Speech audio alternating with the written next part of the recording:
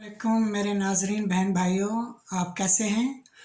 आप अपने कदमों पे चल फिर रहे हैं, आपका दिन अच्छा गुज़र रहा है और सेहत को एंजॉय कर रहे हैं, तो फिर आप दुनिया के खुशकिस्मत तरीन इंसान हैं। अल्लाह करे आप अपनी सेहत को ऐसे ही एंजॉय करें और उससे लुत्फ़अंदोज़ होते रहें।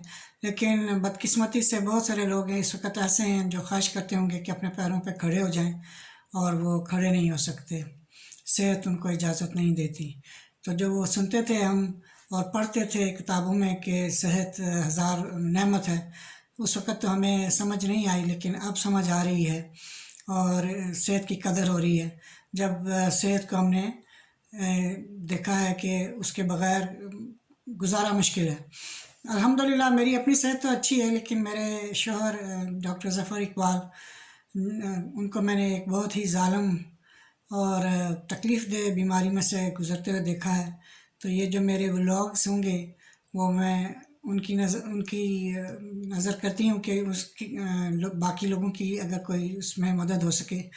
जब 4 साल पहले हमें डॉक्टरों ने ख़बर दी कि ज़फ़र को अल्ज़ाइमर्स है, तो ये एक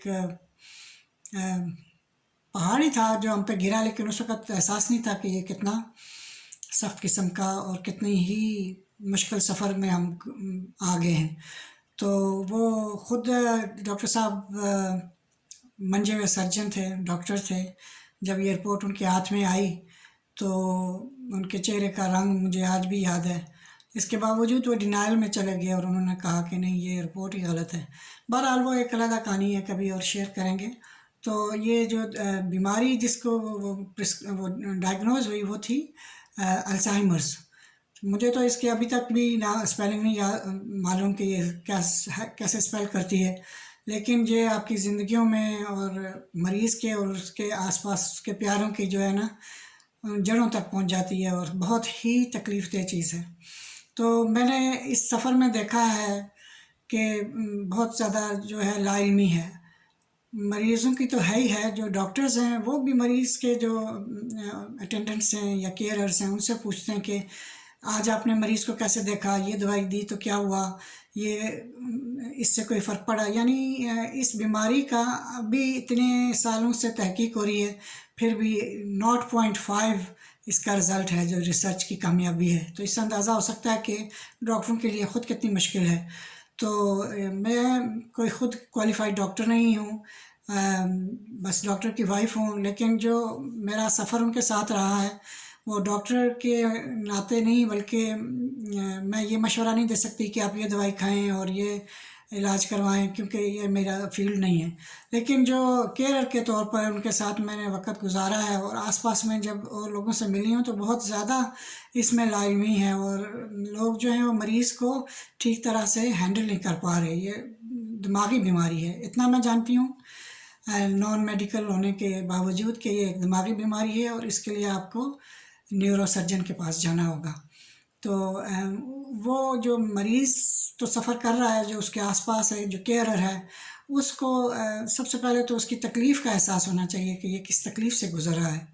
ये याददाश्त जो है आखिरी स्टेज पे जो याददाश्त है वो मुकम्मल तौर पे ख़त्म हो जाती है और अच्छे बुरे की तमीज़ और मुझे कोई नुकसान होना है आग से, पानी से या गिरने से मुझे कोई नुकसान होगा, मरीज़ इन चीज़ों से नाबुल्द हो जाता है। तो फिर उसमें जो आस-पास उसके देखभाल करने वाले हैं उनको कैसे इसके ऊपर काम करना चाहिए। ये मैंने देखा कि बहुत ही नेग्लिजेंस भी होती है कभी-कभी, बदकिस्मती से, कभी-कभी लाइल्मी होती है।